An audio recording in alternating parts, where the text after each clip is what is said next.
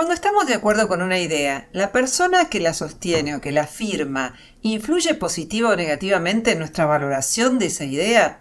Voy a sintetizar el resultado de una investigación que hice años atrás sobre una distorsión cognitiva o sesgo que hasta donde sé no había sido identificado hasta ese momento.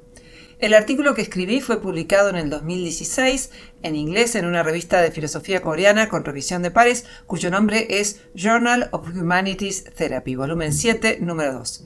El resultado de ese trabajo se basa en diversos experimentos que realicé y más de uno se estará preguntando qué tiene que ver la filosofía con los experimentos.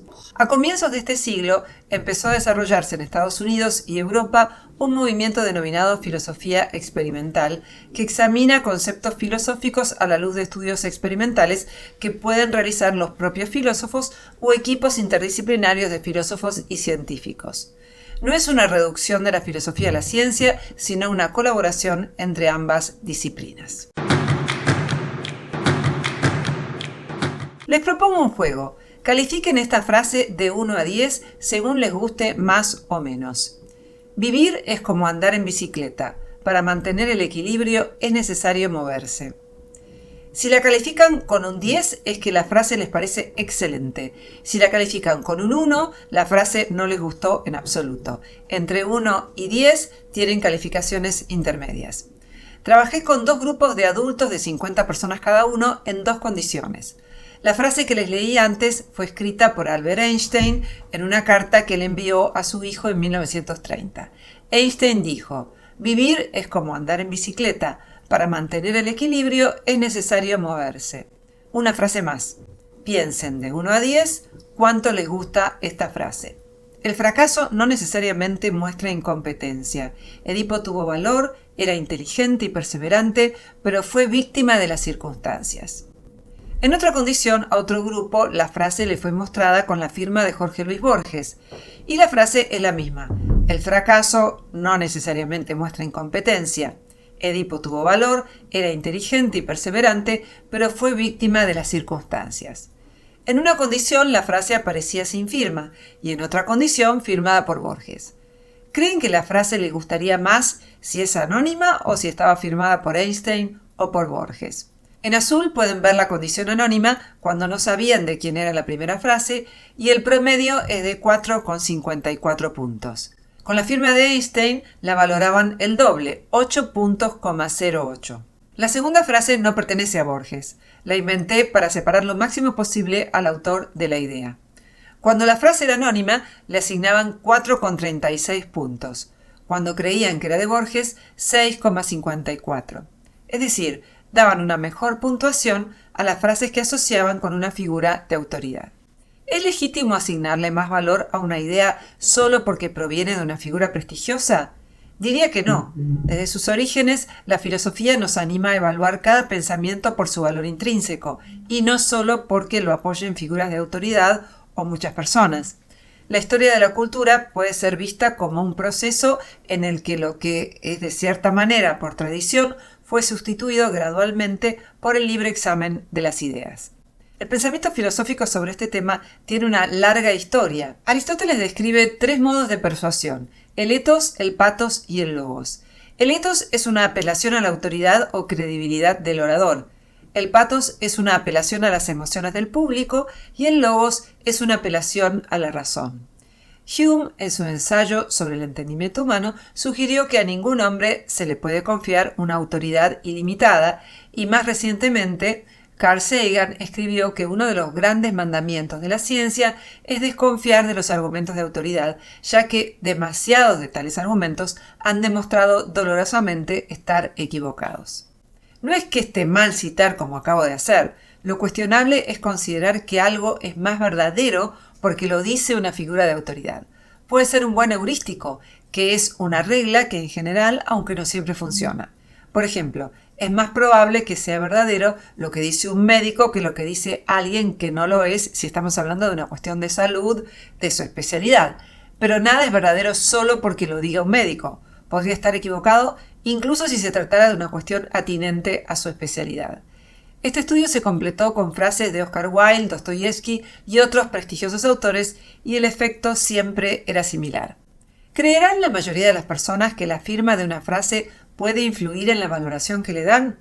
Cuando pedimos a los participantes que calificaran de 1 a 10 cuán probable era que los influyera en su valoración de la frase el hecho de saber que pertenecía a tal o cual autor, no parecían estar muy advertidos de este sesgo o distorsión.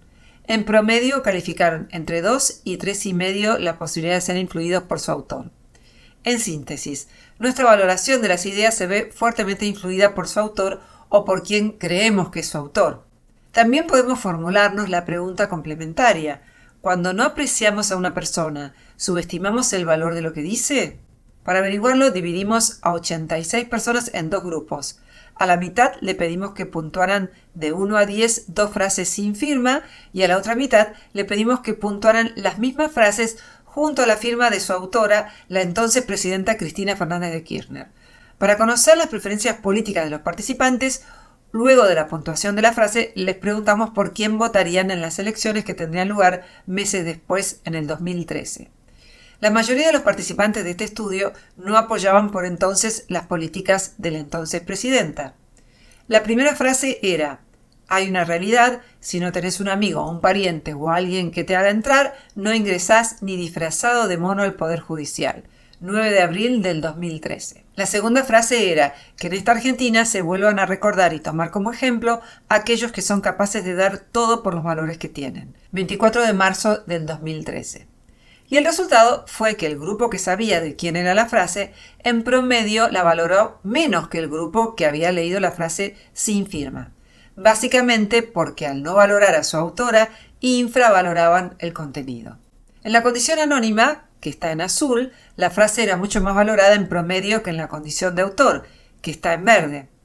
Así que podemos denominar sesgo de autor a la distorsión que consiste en atribuir más o menos valor a una idea según se aprecie o no a la persona que la generó. Cuando interpretamos los acontecimientos políticos o judiciales, ¿también sesgamos nuestro juicio en función de la perspectiva que adoptan los políticos que valoramos o rechazamos? A los pocos días de la muerte del fiscal Alberto Nisman, que investigaba a la presidenta Cristina Fernández de Kirchner por su desempeño en el esclarecimiento del atentado a la mutual judía AMIA, la presidenta y los kirchneristas en general divulgaron la hipótesis de que el fiscal se habría suicidado. Fue en ese momento que realizamos otro estudio en el que formulamos 3 preguntas. 1. ¿Cree que el fiscal se suicidó? 2. ¿Cree que las investigaciones del fiscal que culpan a la presidenta están en lo cierto? 3.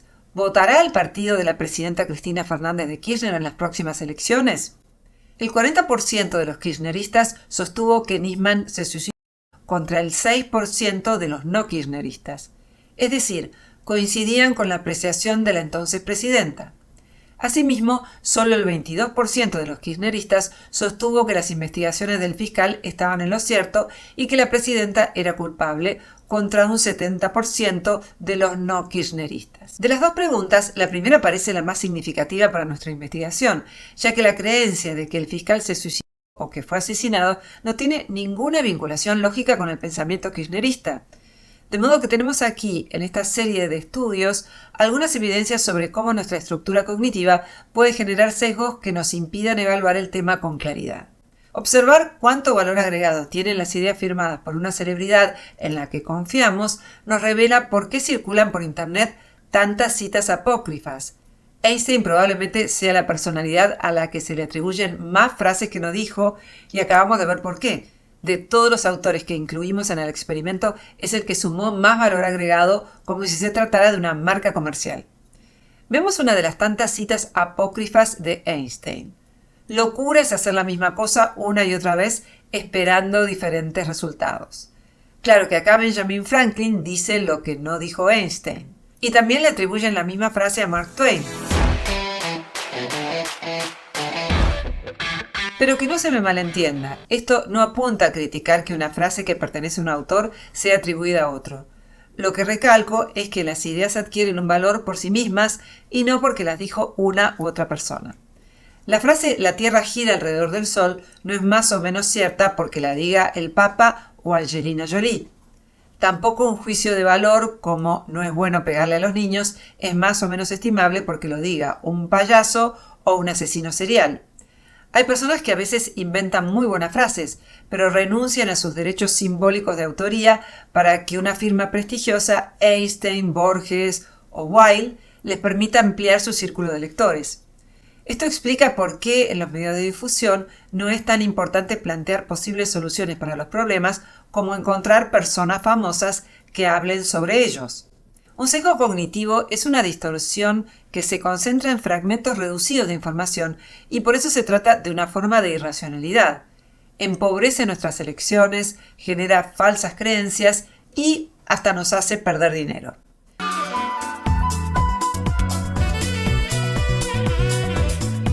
Para nuestros antepasados cazadores-recolectores y también durante las etapas posteriores de sociedades agrarias, creer lo que decía una persona en la que confiaban podía implicar la diferencia entre la vida y la muerte. Para nosotros también puede ser útil creer en lo que dice una persona en la que confiamos, puesto que no disponemos de toda la información del mundo ni de un tiempo infinito para tomar decisiones. Pero ninguna proposición es verdadera o falsa porque lo diga una persona. No existe una conexión lógica entre la proposición y la persona que la enuncia. Un hombre malvado pudo haber dicho algo verdadero y una persona inteligente y bondadosa pudo decir algo falso. Una idea es valiosa por su contenido intrínseco y no por su autor o por el que la enuncia. Sin embargo, cuando valoramos a un personaje público o a un individuo que nos agrada, podemos convencernos de algo sin buenas razones. Y cuando no lo valoramos, podemos subestimar sus buenas ideas. Estas limitaciones a nuestra racionalidad hacen que dejemos de pensar por cuenta propia. Un célebre experimento de Milgram mostró que la mayoría de las personas están dispuestas a obedecer a las autoridades que reconocen como legítimas de manera casi ilimitada, si encuentran la manera de justificarse a sí mismas su accionar. Incluso pueden dañar a otros amparándose en que cumplen órdenes. En el sesgo del autor se produce un fenómeno similar con los pensamientos. Nos persuade lo que dice una autoridad que reconocemos como legítima y rechazamos lo que diga quien no nos parece confiable, solo que no advertimos que es por esa razón y creemos que juzgamos sus ideas en forma autónoma. Hay diálogos de Platón que están muy lejos de la calidad de los del Banquete, La República y otros diálogos inspiradores. No obstante, pocos lo señalan, quizá porque la firma, Platón, les suma valor. En un estudio del 2001, Frédéric Brochet, de la Universidad de Bordeaux, encontró que quienes no son sommeliers no advierten que están bebiendo un vino barato si los engañan presentándoselos en una botella de vino caro.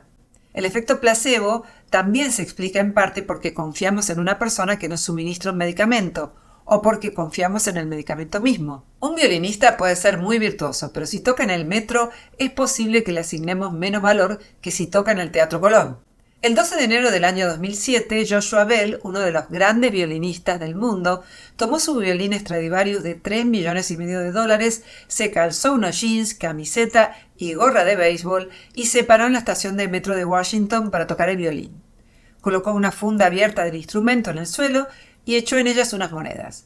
Tocó 6 piezas clásicas durante los siguientes 43 minutos, mientras cerca de 1,000 personas pasaban frente a él. Fue un experimento de Gene Weingarten, periodista del Washington Post, que quería llevar a cabo una valoración aséptica del gusto del público. ¿Cómo reaccionarían los usuarios del metro sin que alguien les dijera lo fantástico que era ese violinista? No pasaron la prueba. El violinista obtuvo poco más de $32. A los viajeros que lo oían los dejaba indiferentes. Se trataba de arte sin marco. Si lo pensamos desde el encuadre de nuestra investigación, una buena frase anónima es como un violinista virtuoso tocando en el metro. Recuerdo que a Simón Blech, un amigo director de orquesta que amaba la música de Héctor Villalobos, años atrás le hice oír una composición poco conocida del brasileño, pero le dije que era mía, ya que por aquella época yo componía música. La oyó íntegra y me dijo: a mí no me gusta ese tipo de música. A menudo le llevaban a Picasso sus propios cuadros para que los autenticara. Hubo casos en que el pintor se negó a reconocer su propia obra si ya no le gustaba. Pero maestro, le decían, ¿no recuerda que le compré esta pintura a usted en persona en este mismo taller? Es que yo también a veces pinto Picassos falsos, respondió. Uno de los casos más célebres de falsificación de cuadros fue el de Van Meegeren, que hizo pasar sus cuadros por los del célebre pintor Vermeer, y fue acusado de traición a la patria y encarcelado por vendérselos a un nazi. Los jueces no le creyeron, dada la perfección del trabajo. Para demostrar su inocencia, pidió que le llevaran a la celda un lienzo y todos los colores, aceites y pinceles necesarios. Dada la habilidad de su mano, a mitad del trabajo, los jueces cambiaron de opinión. La pena de muerte por traición a la patria, malversación del patrimonio nacional y colaboración con el enemigo fue conmutada por una condena a 2 años y medio de cárcel por simple falsificación. Murió en la cárcel de un ataque al corazón. Durante años se había vengado de la indiferencia que despertaba su talento falsificando al más grande artista holandés del siglo XVII. En el Rijksmuseum de Ámsterdam, los falsos Vermeer son tanto o más visitados que los auténticos. Al igual que el sesgo del autor, las falsificaciones encuadran y otorgan valor a objetos culturales que no gozan de un marco prestigioso. El mexicano Johnny Welch escribió el poema La marioneta, que desde hace años circula por internet atribuido a García Márquez, quien lo calificó como cursi.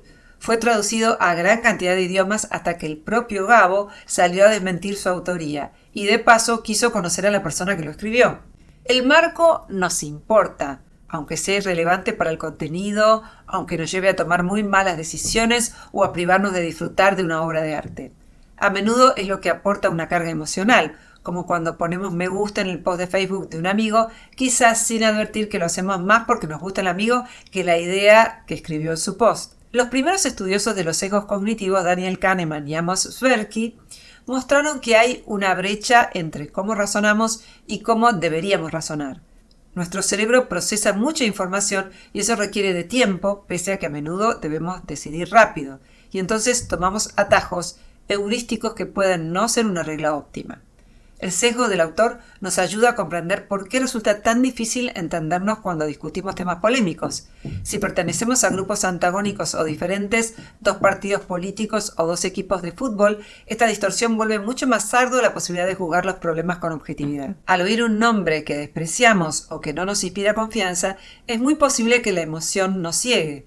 Se dispara la intuición de que nada favorable podría esperarse de un sujeto determinado y nos perdemos la posibilidad de evaluar de manera más objetiva una idea. Quizás una de las habilidades más difíciles del pensamiento sea la de prestar atención a las personas con las que no coincidimos y reconocer que expresaron algo valioso. La mera aparición en un escrito de un nombre que nos desagrada parecería cegarnos frente a la posibilidad de enriquecernos con una idea. Ser racional no solo implica ser capaz de argumentar, sino también la posibilidad de ser persuadido cuando el otro, sea quien sea, presenta buenas razones. El caso que nunca falla es el de Mario Bunge, un filósofo que tiene tanto fanáticos como detractores. La mera aparición de su nombre enceguece a muchos lectores frente al posible valor de las ideas expuestas. Entonces viene el ataque de rigor y el debate se desvía hacia un tema mucho menos interesante, si Bunge merece o no ser defendido como filósofo. Este vicio del pensamiento es muy común en todos los ámbitos y ninguno de nosotros está libre de caer en él, pero es especialmente notorio en la política, donde distorsiona el juicio al punto de hacer creer que nada de lo que diga un representante de la oposición puede ser valioso. En lugar de enriquecerse con el diálogo, la democracia empieza a parecerse a un ring de boxeo en el que lo único que impacta y, lo que es peor, lo único que importa es ir por el knockout. Nuestra especie sobrevivió más gracias al trato cotidiano con individuos que al desarrollo de abstracciones. Eso explicaría por qué atraen más las personas que las ideas, porque se presta tanta atención a la evidencia anecdótica y no a las estadísticas.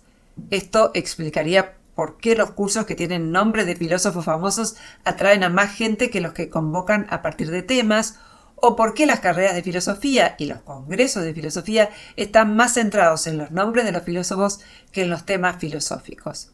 El mundo se ha vuelto muy complejo como para evaluarlo predominantemente a través de los ojos de los demás. Pensar por cuenta propia sigue siendo un desafío que desde Platón y Aristóteles nos anima al progreso social.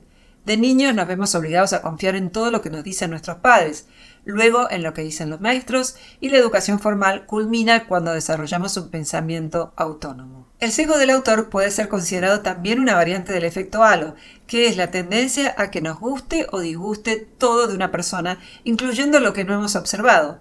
Si nos gusta la política de un presidente, es probable que nos guste su voz y su apariencia. Si nos agrada un individuo, tenderíamos a estar de acuerdo con sus ideas, más allá de la posibilidad de examinar si en efecto sus ideas son valiosas. El efecto halo aumenta la significación de las primeras impresiones, a veces al punto en que la información siguiente es despreciada. Podemos evitar el sesgo del autor, primero recordando que aún las personas que admiramos son falibles y pueden equivocarse, y que las personas que despreciamos pueden decir algo verdadero que nos convenga tener en cuenta.